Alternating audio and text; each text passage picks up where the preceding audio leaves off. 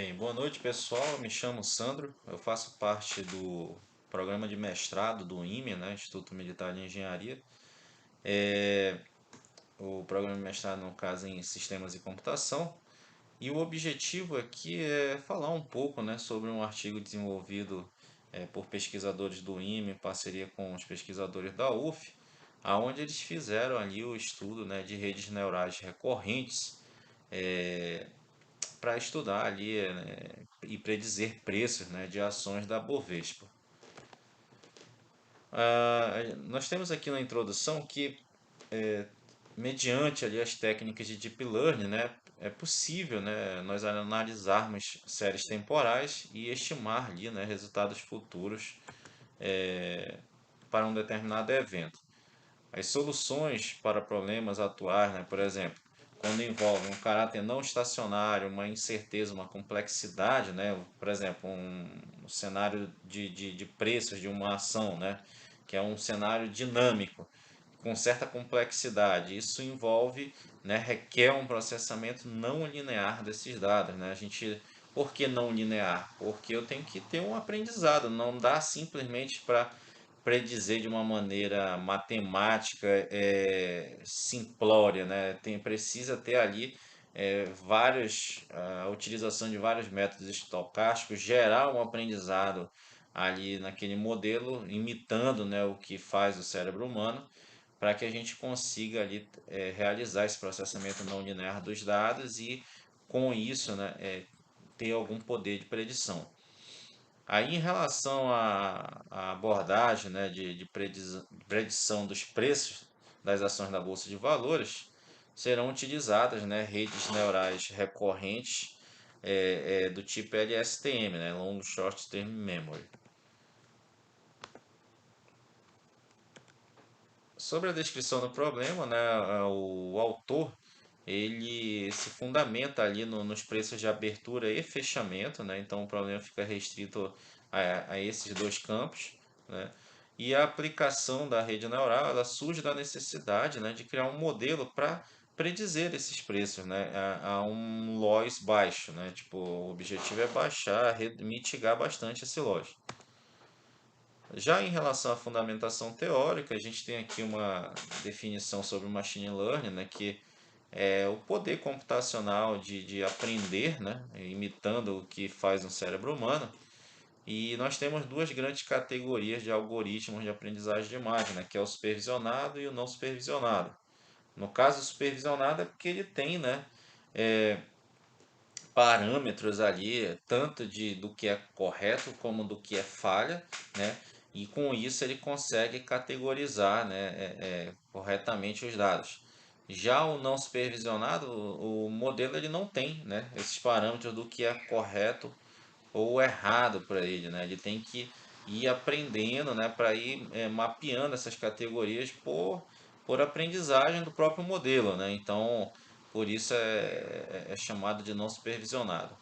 Já em rede neural recorrente, nós temos ali múltiplas camadas recorrentes, né, bidirecionais, que elas são seguidas por camadas, né, de output ali densamente conectadas.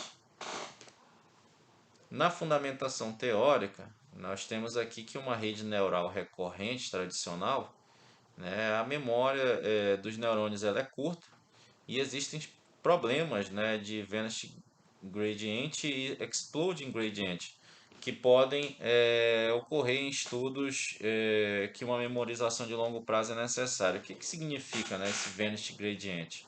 Significa que, por exemplo, a partir do momento que eu vou ajustando os meus pesos e eles vão ficando cada vez menores, né, ou exponencialmente menores, o tempo de aprendizagem do meu modelo ele se torna muito maior.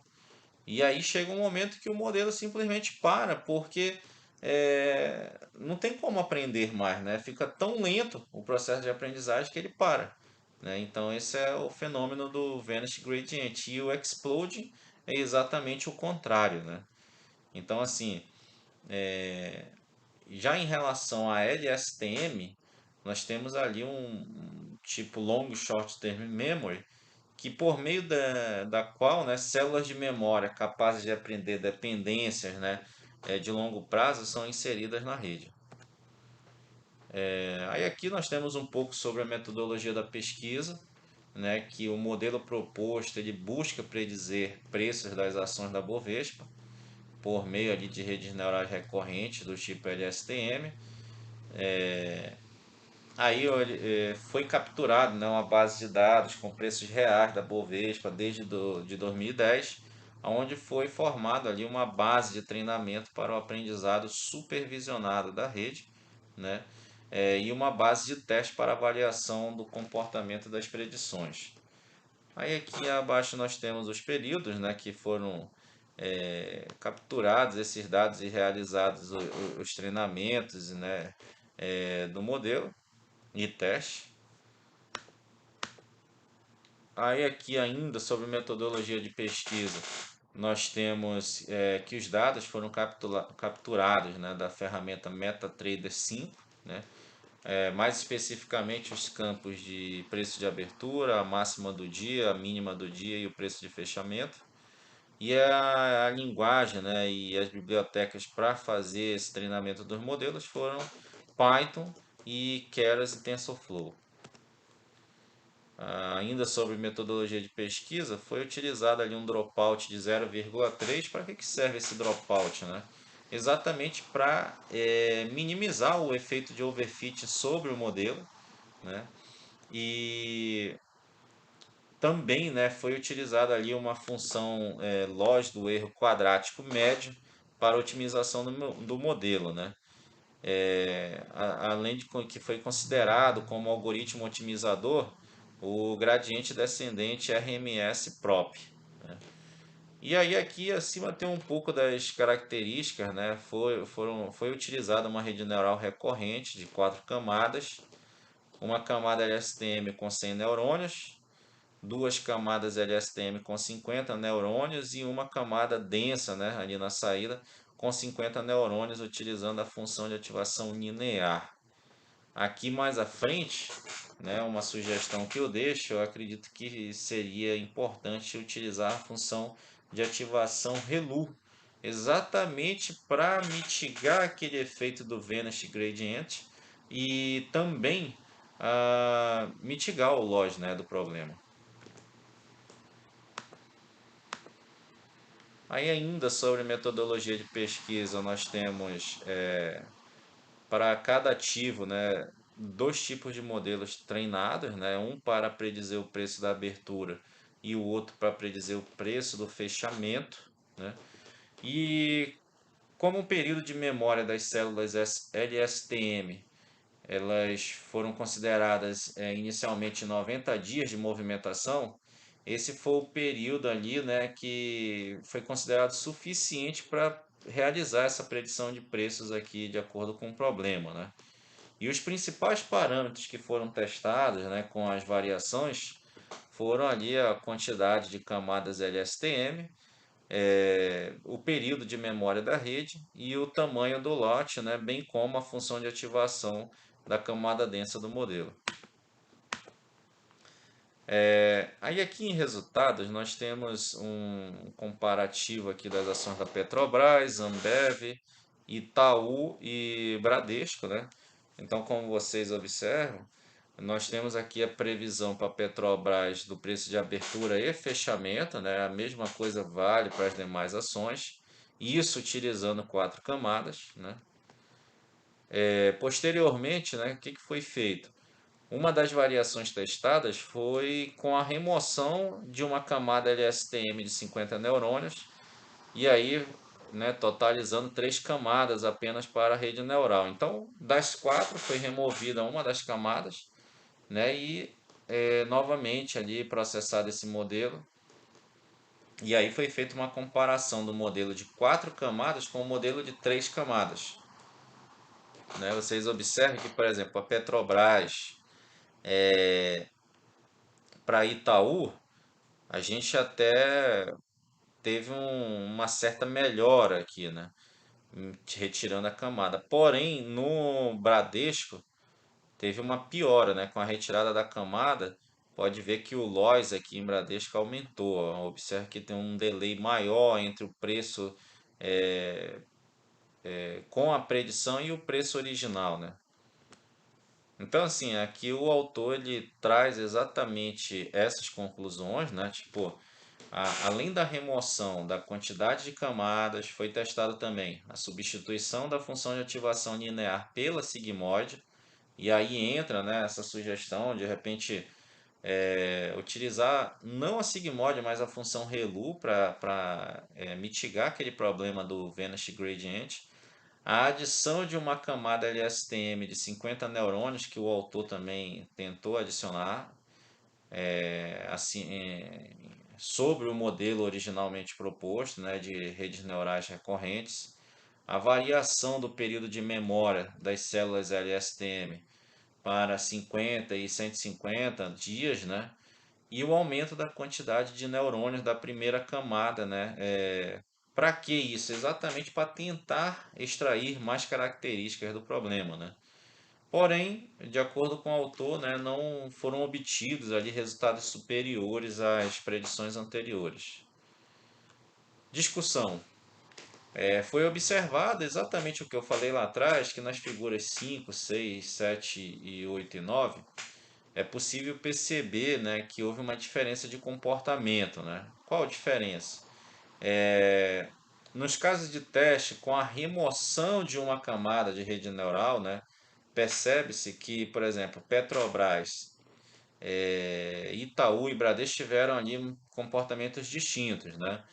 Por exemplo, enquanto Petrobras e Itaú tiveram melhoras nas predições, né, conforme eu mostrei, por exemplo, aqui a gente observa, ó, Petrobras ela teve uma melhora na predição e Itaú também teve uma melhora na predição com a remoção da camada de neurônios.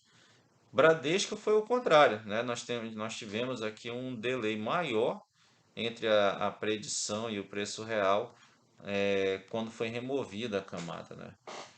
Então, assim, o que que acontece?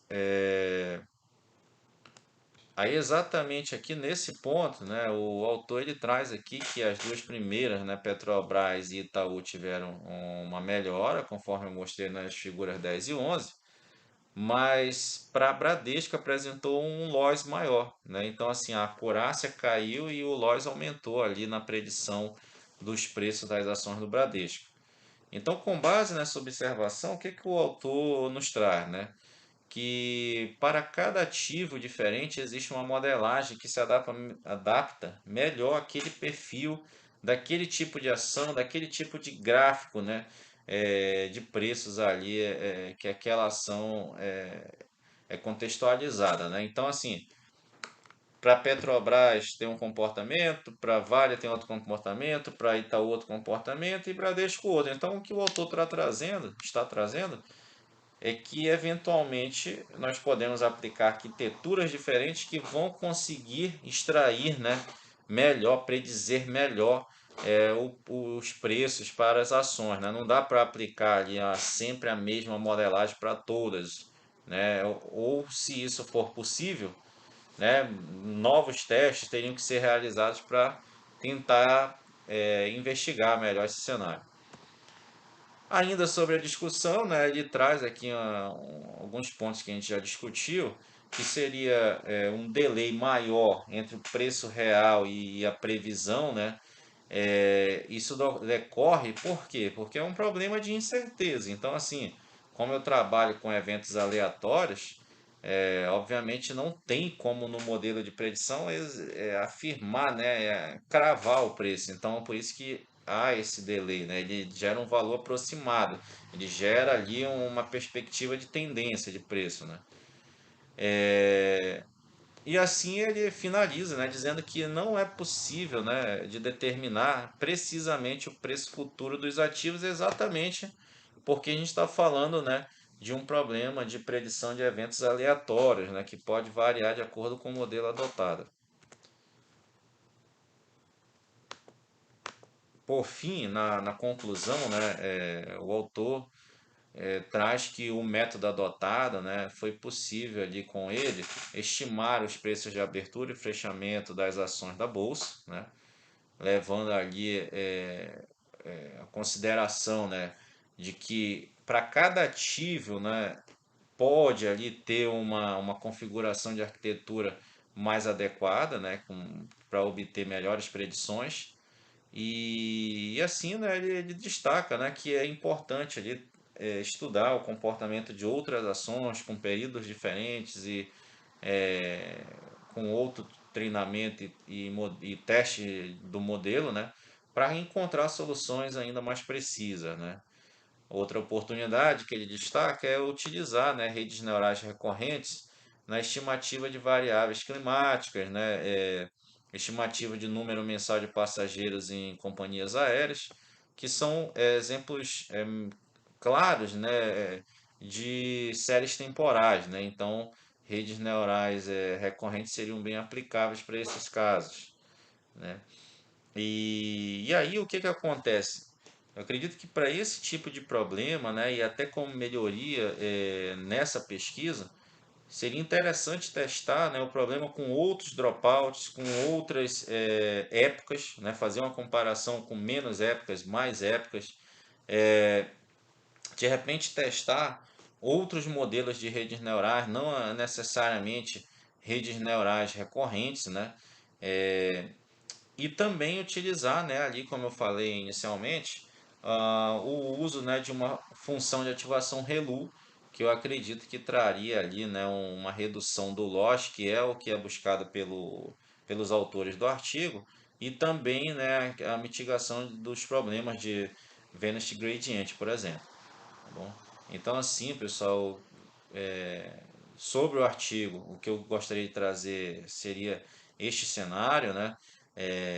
Acredito que vai dar luz aí para as pesquisas de vocês relacionadas aí à aprendizagem de máquina e também, né, esses pontos, né, por mais que pareçam simples, né, muitas vezes até as pessoas que ainda estão ali iniciando na pesquisa em relação a Deep Learning, aprendizado de máquina, quando se deparam ajuda bastante, né? Entender conceitos de dropout, é, modelagem supervisionada, não supervisionada, também uma estratégia de early stopping, né? Tipo, quando o modelo já não aprende mais, não vale a pena você avançar com aquele treinamento, então é interessante interromper esse treinamento no momento que ele para de aprender, né? Então, assim, são estratégias muito utilizadas no mercado e que geram, né, grandes resultados. Então eu queria trazer essa colaboração para a comunidade, né? E qualquer situação, qualquer dúvida, podem nos procurar, fiquem à vontade, né? Que o nosso grupo de pesquisadores estão aptos, né, a ajudá-las no que for possível. Tudo bem? Obrigado, pessoal. Boa noite pela companhia, e tenham um bom fim de noite.